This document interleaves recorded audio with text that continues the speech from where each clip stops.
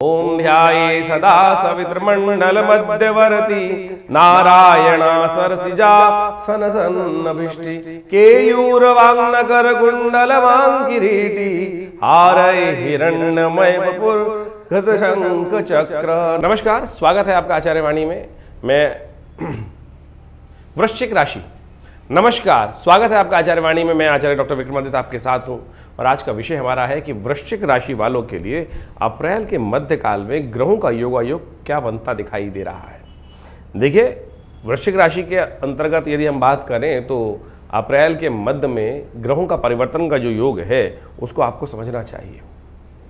ग्रहों का परिवर्तन तो वैसे हर क्षण होता है, लेकिन वृश्चिक राशि वालों के लिए खास तौर पे इन दौरान जो योग चल रहे हैं वो कहीं ना कहीं से भगवान की कृपा से आपके बहुत सारे कार्यों में कहीं ना कहीं प्रकार से रक्षा होने के योग बनते दिखाई दे रहे हैं। कोई भगवान का वरदहस्त आपके पुण्य से इस वक्त आपको कई मामलों में लगेगा कि भगवान कैसे हमको बचा के निकालते चले जा रहे हैं। स्थितियां ग्रहों के परिवर्तन के साथ कुछ ना कुछ स्वास्थ्य के मामले में या कहीं थोड़ी परेशानी के योग हो सकते हैं, लेकिन फिर भी भगवान की कृपा से ग्रह योग ऐसे हैं कि आप कई मामलों से बहुत बढ़िया तरीके से अपने आप को निकलता, कहीं ना कहीं से फंसने स्थिति से बचते हुए अपने आप को देख सकते हो ग्रह योग के दृष्टिकोण से। लेकिन थोड़ी हिम्मत जगाने की जरूरत अभी भी बनी हुई है। बुद्धि भाव पर आपके शनि महाराज, राहु महाराज सब विराजमान है और कई बार लगेगा ऐसी स्थिति है कि विचार ही नहीं मिल पा रहे हैं, विचार आ ही नहीं पा रहे हैं। सही समय पर सही विचार जिस प्रकार से आने चाहिए वो नहीं आ पाएंगे, तो कई बार लगेगा कि समय हमारा खराब चल रहा है। ऐसा ना सोचें वृश्चिक राशि वालों, क्योंकि बृहस्पति महाराज आपकी राशि में अब परिवर्तन से पहले पहले बहुत बढ़िया से कोई ना कोई रास्ता आपको देते दिखाई देंगे। तो इसका आपको केवल अपने कर्म को सुदृढ़ भाव से करने का प्रयास करना चाहिए। लेकिन मंगल महाराज जिस प्रकार से आपकी राशि में इस वक्त भाग्य में बैठे हुए थोड़े कमजोर अवस्था में चल रहे हैं, तो कई बार काम में कुताही बरतते आप दिखाई देंगे और बिना कर्म करे तो कुछ मिलता नहीं है। इस बात को हमको समझ लेना चाहिए। तो इस वक्त केवल एक ही चीज़ है कि बुद्धि को शांत रखें और परमात्मा पर विश्वास रखें और कार्य में तुरंत का जो विचार आए उस पर तुरंत क्रियान्वयन करने की आवश्यकता है। इस बात का हम ध्यान रखें।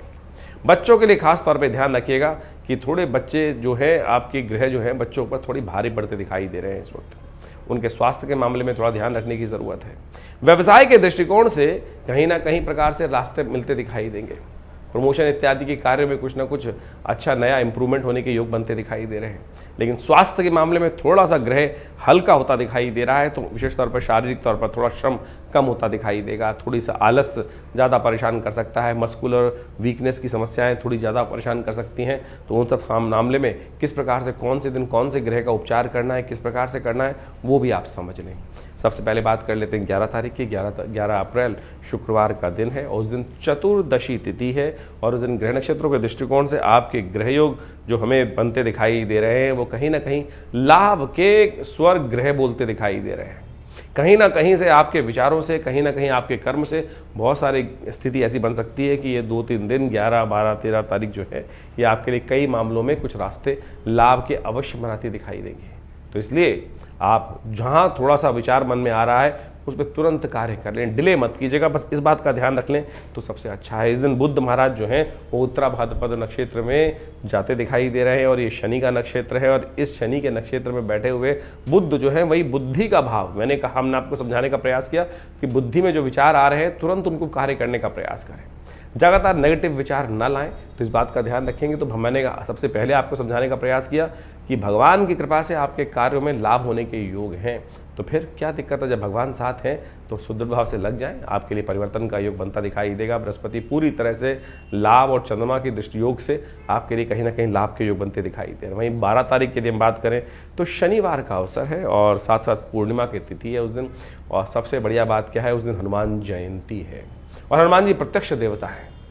जी हाँ, इस संसार में अश्वत्थामा बलिर्व्यास हनुमानश्च विभीषण कृपा परशुरामस्य मार्कंडे च अष्टम। शास्त्र में कहा गया है कि हनुमान जी इत्यादि समस्त यश चिरंजीवी संसार में सदा व्याप्त रहने वाले हैं और हनुमान जी का जन्म दिवस सुंदर रूप से मनाने का प्रयास करें। आपके ग्रह नक्षत्र इस वक्त अच्छे योग बनाते दिखाई दे रहे हैं, पॉजिटिव योग बनते दिखाई दे रहे हैं। कुछ मामलों में सावधानी रखने की जरूरत है, केवल आलस्य न करें। बहुत ज़्यादा विचारों में आलस्य आना वो कहीं ना कहीं फंसा सकता है। और एक बात और ध्यान रखें, जो विचार मन में आ रहा है कि कहीं ना कहीं थोड़ा हानि का भाव है तो उसके लिए रास्ता पहले से सोच के रखें।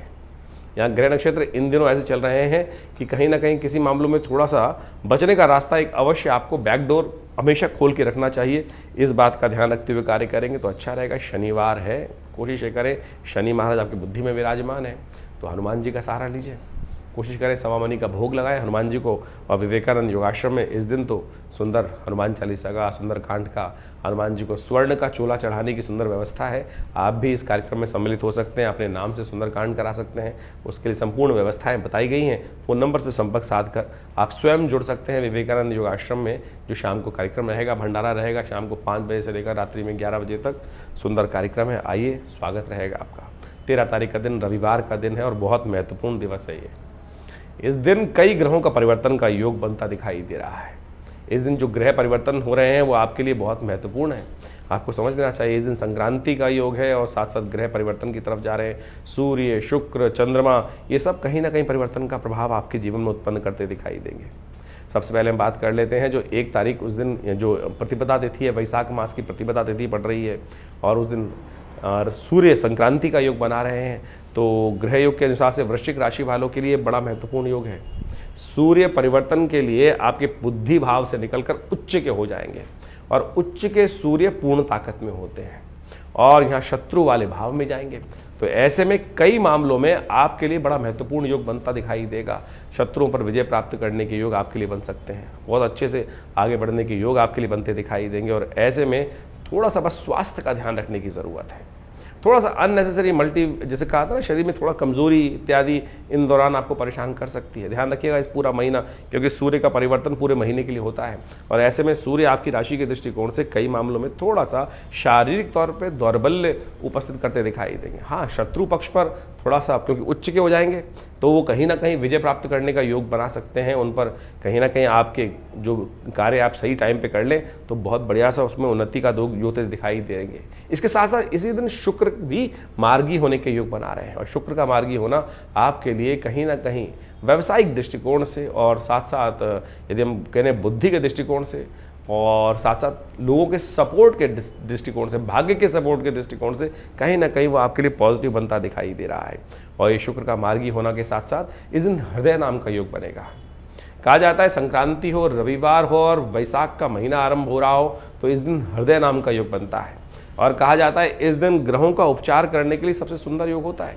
रविवार के दिन योग बना है, सूर्य आपके 6ठे भाव में जो प्रवेश करेंगे उनके लिए अच्छा ये रहेगा कि आप गायत्री का यज्ञ करें, क्योंकि सूर्य 6ठे भाव में बहुत अच्छे नहीं माने जाते। शारीरिक दौर्बल्य के योग कई बार बनाते दिखाई देते हैं और साथ साथ ऐसे में आपके लिए अच्छा रहेगा कि आप कन्या पूजन भी अवश्य करें। रविवार के रविवार अपनी सामर्थ्य के अनुसार से कन्या पूजन, कन्याओं का आशीर्वाद, उनका पूजन। और एक बात और ध्यान रखें, ये सूर्य जब तक यहाँ पर रहे 1 महीना, मुख से कोई अपशब्द ज्यादा ना निकले। वाणी का दोष होने से, वाणी में गलत शब्दों का उच्चारण कर लेने से ये सूर्य यहाँ थोड़े नेगेटिव हो सकते हैं। इसलिए वाणी का संयम अवश्य आप बरतने का प्रयास करेंगे तो आपके लिए अच्छा रहेगा। तो ये सारे छोटे छोटे उपाय हैं, इनको अवश्य करने का प्रयास करें। विवेकानंद योगाश्रम में हमने इस दिन रविवार के दिन विशेष तौर पर एक कार्यक्रम रखा है जिसमें ग्रह शांति महायज्ञ रहेगा, नवग्रह शांति महायज्ञ। उसमें आप भी सम्मिलित हो सकते हैं। सुबह करीब करीब 8 बजे से आरंभ होता है रविवार वाला यज्ञ और वो चलता है करीब करीब 11 बजे तक भंडारे के साथ। तो उसमें गायत्री का यज्ञ, सूर्य भगवान का यज्ञ और बहुत सारे और रामायण इत्यादि के पाठ रहते हैं। तो आप उसमें अवश्य सम्मिलित हों, भगवान की कृपा से आपके लिए अच्छा योग बनेगा। 14 तारीख का दिन विशेष तौर पर ग्रहों का परिवर्तन का दिन जो जिस प्रकार से हुआ उनका प्रभाव आगे भी रहेगा। उसका कारण है कि सूर्य जो परिवर्तन की तरफ गए वो विशेष तौर पर ग्रहों का जो योग बना रहे हैं वो बनता दिखाई दे रहा है कि रात्रि में करीब करीब 3 बजे के आसपास सूर्य परिवर्तन की तरफ जाएंगे तो पुण्य उसका अगले दिन होगा। तो ऐसे में आपकी राशि के दृष्टिकोण से आपको खासतौर पर वृश्चिक राशि वालों ऐसे में गेहूं का दान करना चाहिए, किसी धर्म स्थल पर आटे इत्यादि का दान करने का प्रयास करना चाहिए। ये आपके सूर्य के जो नेगेटिव प्रभाव है उसको ठीक करने के लिए बहुत अच्छा रहेगा। और वैशाख के महीने में कहा जाता है कि जल के कलश का दान, और कहा जाता है कि वैशाख का महीना बड़ा शुभ माना जाता है। जिस प्रकार से कार्तिक के महात्म में विशेष तौर पर वर्णन किया जाता है उसी प्रकार से वैशाख का महीना भी संपूर्ण मनोरथों को सिद्ध करने वाला होता है। इस दिन संक्रांति का सुंदर योग बन रहा है, संक्रांति का पुण्य है, तो कोशिश ये करें भगवान सूर्य के निमित्त कलश में जल भरकर, एक कलश में अन्न भरकर ये दान करने का प्रयास करें। साथ साथ हो सके तो छाता इत्यादि, खरबूजा इत्यादि का दान करना आपके लिए अच्छा रहेगा। ग्रह नक्षत्रों के दृष्टिकोण से थोड़ा स्वास्थ्य के मामले में दिन थोड़ा अच्छा नहीं दिखाई देता, थोड़ा वीकनेस दिखाई देती है, तो कोशिश ये करें भगवान सूर्य के निमित्त थोड़ा ध्यान रखते हुए कार्य करें। इन दिनों थोड़ा सा स्वास्थ्य के मामले में ग्रह भारी दिखाई देते हैं, तो स्वास्थ्य के मामले में और थोड़ा सा एक बात और ध्यान रखें, रूल्स को, जो नियम है नियमावली का पालन करते हुए चलें। हल्की सी कहीं ना कहीं कुताही बरतना रास्ते में चलते हुए दिखाई नहीं दी लाइट और आपने रेड लाइट जंप कर ली तो कहीं ना कहीं चलान कट सकता है। यानी इस प्रकार से थोड़ा सा ध्यान भटकने से कहीं ना कोई नियमावली टूटने से कहीं ना कहीं नुकसान होने के योग दिखाई देते हैं। थोड़ा ग्रह भारी हैं, ध्यान रखते हुए कार्य कीजिएगा। इस वक्त चंद्रमा का परिवर्तन का योग बनेगा तो वो परिवर्तन की तरफ जाता दिखाई देगा। 15 तारीख मंगलवार का अवसर, द्वितीया तिथि विद्यमान है और इस दिन ग्रह नक्षत्रों का परिवर्तन का योग बनता दिखाई दे रहा है। सुबह थोड़ी हल्की दिखाई देती है, शाम आते आते कहीं ना कहीं महत्वपूर्ण परिवर्तन का योग बनता दिखाई देगा। तो इस दिन थोड़ा इस बात का ध्यान रखते हुए कार्य करें कि जो दिन में कोई महत्वपूर्ण कार्य का डिसीजन लेना हो तो उसको थोड़ा टाल दीजिए, अगले दिन के लिए टालने का प्रयास करें। इस वक्त मंगल को थोड़ा बल की ज़रूरत है। मंगल आपके भाग्य में बैठकर कहीं ना कहीं कमज़ोर अवस्था में है और वो काफ़ी लंबे समय तक अभी चलने हैं। तो हनुमान जी का स्तवन करें, हनुमान जी को चूल्हा चढ़ाएं, हनुमान जी का पाठ करें, सुंदरकांड का पाठ करें, हनुमान चालीसा का पाठ करें, यह आपके लिए अच्छा रहेगा। रात्रि में बृहस्पति परिवर्तन होकर गजकेसरी योग का निर्माण करेंगे और आने वाले 2-3 दिन आपके लिए मेहनत से लाभ प्राप्ति के दिखाई देते हैं। 16 तारीख का दिन बुधवार का अवसर रहेगा, तृतीया तिथि विद्यमान है इस दिन और इस दिन एक तो भद्रा का योग है, ध्यान रखिएगा 1:30 बजे तक भद्रा का योग रहेगा, तो नए कार्यों को आरंभ करने से बचना चाहिए। लेकिन गजकेसरी योग का साथ साथ निर्माण है तो कार्यों में बने बनाव स्थितियों में आगे इंप्रूवमेंट के योग बनते दिखाई दे रहे हैं। इस दिन सर्वार्थ सिद्धि योग का भी निर्माण रहेगा और ये भी आपके लिए अच्छा है। तो दोपहर के 1:30 बजे के बाद नए कार्यों में हाथ डालना आपके लिए कहीं ना कहीं पॉजिटिव रिजल्ट देता दिखाई देगा, क्योंकि उस वक्त तक आपका जो राहु काल है वो भी खत्म हो जाएगा 1:30 बजे तक। तो उसके बाद आगे बढ़ने का प्रयास कीजिए। सर्वार्थ सिद्धि योग आपको लाभ देने के योग बना सकता है। ऐसे में विघ्नों को दूर करने के लिए अच्छा रहेगा श्री गणेश का स्तवन करें। बुधवार का दिन, गणेश चतुर्थी का व्रत, तो कोशिश ये करें गणेश जी को पीले पुष्प अर्पित करें। ओम गंगणाधिपतये इस मंत्र का जप करते हुए दिन का आरंभ करें। ईश्वर की कृपा से कष्टों को निवारण करने का योग अवश्य बनता दिखाई देगा। 17 तारीख बृहस्पतिवार का दिन, चतुर्थी तिथि उदया तिथि के रूप में विद्यमान रहेगी। बृहस्पति से दृष्ट चंद्रमा बिल्कुल सम्मुख आकर आपके लग्न में आकर नया विश्वास, नई हिम्मत के साथ, नए विचारों के साथ दिन आरंभ होता दिखाई दे रहा है। ये ग्रह नक्षत्र आपके लिए पॉजिटिव बनता दिखाई दे रहा है। कोशिश करें अपनी थोड़ी पॉजिटिविटी को, जो थोड़ा सा विचारों में कहीं ना कहीं दुविधा है उसको त्यागने का प्रयास करें, जड़ता को त्यागने का प्रयास करें, सरलता से अच्छे लोगों के विचार से कार्य करने का प्रयास करें, आशीर्वाद लें। जो ग्रह नक्षत्र कहीं ना कहीं पॉजिटिव रिजल्ट देने के लिए तत्पर है, एक काम करें, केले का दान करें, केले का पूजन करें, केले के पेड़ पे थोड़ा सा हल्दी युक्त जल अर्पित करें। ओम नमो नारायण इस मंत्र का स्तवन करते हुए शुभ रहेगा आपके लिए। 18 तारीख की हम बात करें, शुक्रवार का अवसर है, पंचमी तिथि विद्यमान है और ग्रह नक्षत्रों का जो परिवर्तन का योग बना हुआ है वो कहीं ना कहीं आपके लिए पॉजिटिव है, नेगेटिव नहीं है। हाँ, थोड़े खर्चे अधिक हो सकते हैं, ऐसे में ज़रूरत है केवल आशीर्वाद की। सुबह सुबह ईश्वर के साथ साथ बड़े बुजुर्गों का आशीर्वाद लेकर और हो सके तो खीर का भोग लगाएं। देखिए शुक्रवार का अवसर है, भगवान विष्णु के मंदिर में खीर अर्पित करें और अपने घर वालों को भी खिलाएं, बड़े बुजुर्गों को भी खिलाएं और माताजी पिताजी का आशीर्वाद देकर, बड़े बुजुर्गों का आशीर्वाद लेकर कार्य में आगे करें। आशीर्वाद से मेवा प्राप्त होने के योग आपकी राशि में बनते दिखाई दे रहे हैं। 19 तारीख शनिवार का अवसर, षष्ठी तिथि विद्यमान है, रवि योग भी बनकर तैयार है करीब 10:15 बजे के बाद से। तो ऐसे में ये ग्रह नक्षत्र आपके लिए बहुत अच्छे रिजल्ट ले रहे हैं। बस ध्यान रखिएगा, वाणी का संयम रखें। वाणी में इन दिनों शनि का वास है और शनि महाराज जब वाणी में चलते हैं तो कहीं ना कहीं थोड़ा कठोर वाणी हो जाती है। बस कठोर वाणी बोलते वक्त क्या होती है, लगती बहुत है दूसरों को, और इस बात का वाणी का संयम रखते हुए कार्य करने की ज़रूरत है, बहुत सोच समझ कर, कि आपकी वाणी से कहीं किसी को कष्ट ना हो जाए। जो आप बोल रहे हैं सत्य बोलते दिखाई दे रहे हैं, अच्छा बोलते दिखाई दे रहे हैं, लेकिन फिर भी सामने वालों को इस बात का ध्यान रखें, ऐसी वाणी बोलिए मन का तो शांति हो, शीतल हो। तो इस बात का ध्यान रखते हुए कार्य करेंगे तो शनि भी आपके अनुकूल हो सकते हैं। एक काम करें, पीपल के पेड़ के पास जाकर एक दिया प्रज्वलित सुबह सुबह करेंगे तो वो आपके लिए अच्छा रहेगा।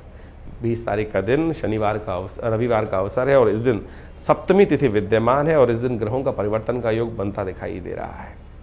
जो सुबह है वो भी कहीं ना कहीं कई मामलों में आपके लिए अच्छी दिखाई देती है, लेकिन हम कहेंगे जो जरूरी काम करना हो उसको एक दिन रुक जाए, क्योंकि उसके बाद बृहस्पति के साथ सम्मुख चंद्रमा आके बैठ जाएंगे और वो आपके लिए कल्याणकारी योग बनाएंगे।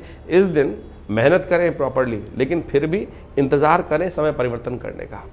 शाम के बाद ग्रहों का परिवर्तन का योग है और वो आपके लिए कहीं ना कहीं पॉजिटिव रिजल्ट लाने के योग बनाएगा। वैशाख का महीना अभी चल रहा है और इस वैशाख के महीने का शास्त्र में अद्भुत महत्व कहा गया है।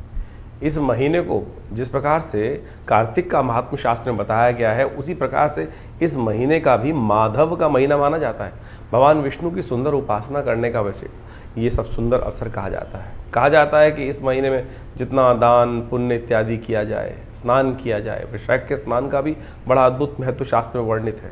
तो इसके अनुसार से शास्त्र में कहा जाता है कि समस्त तीर्थों का जल गंगा के समान हो जाता है और ऐसे में तीर्थ जलों में स्नान कर कर, तीर्थों में स्नान इत्यादि कर कर पुण्य कर्म करना, पितरों के निमित्त तर्पण इत्यादि करने से समस्त प्रकार के अनिष्ट दूर हो जाते हैं। शास्त्रों में इसी प्रकार की कथा भी वर्णित आती है कि जिसके अंदर अनेक लोगों ने अपने जीवन के कष्टों को दूर करने के लिए, कहा जाता है कि एक समय में एक व्यक्ति रहता था, जीवन में कई प्रकार के कष्ट थे उसके जीवन में, और उसने जब जानना चाहा कि कारण क्या है तो मालूम चला कि पितृ प्रसन्न नहीं है, कहीं ना कहीं पितरों का प्रति जो दायित्व है वो निर्वाह नहीं कर रहा है। तो इस महीने में उसने पूरा जो शास्त्र विधि के अनुसार से भगवान की उपासना कर कर और तर्पण इत्यादि, यज्ञ इत्यादि, गायत्री का करके सुंदर कार्य किया, उससे पित्त भी निवृत्त हुए, जीवन के कष्ट भी दूर होने के योग बनते हैं। हमारे भी जीवन में कई बार इसी प्रकार के कष्ट चलते रहते हैं, तो हमें इन समस्त योगायोग को लाभ लेते हुए कार्य करने का प्रयास करना चाहिए। और वैशाख का महीना तो खासतौर पर भगवान विष्णु को प्रसन्न करने का अद्भुत महीना, जैसा हमने शास्त्र में जो बातें हैं उसको बताई आपको। इन्हीं में परशुराम जयंती, कूर्म जयंती और भगवान बुद्ध की जयंती, अनेक प्रकार की जयंतियों का भी सुंदर समावेश इस मास में किया जाता है। और कहा जाता है कि इस मास में भगवान विष्णु का ओम माधवाय नमः इस मंत्र का जितना जप करेंगे और पीले वस्त्रों का दान करेंगे, गुड़ इत्यादि का दान करेंगे, उस सब से जीवन के कष्ट दूर होने के योग बन जाते हैं। इस महीने में एक बात ध्यान रखनी चाहिए, कहा जाता है कि नए तेल का इस्तेमाल नहीं करना चाहिए। नए तेल का इस्तेमाल जो अभी क्योंकि सरसों इत्यादि बहुत सारी फसलें आती हैं और उस तेल का इस्तेमाल शास्त्र विधि के अनुसार से कहा जाता है कि नए तेल का इस्तेमाल वैशाख के महीने में नहीं करना चाहिए और भूमि पर शयन करना चाहिए।